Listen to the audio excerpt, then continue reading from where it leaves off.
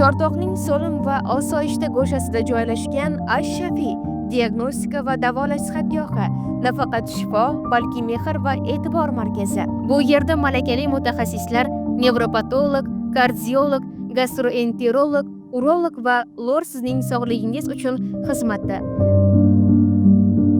Zamonaviy laboratoriya, fizioterapiyaning barcha turlari,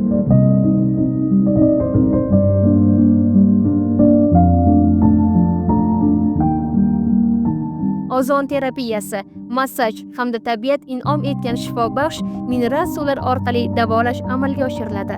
Markazda dam olish va sog'ayish uchun barcha qulayliklar yaratilgan.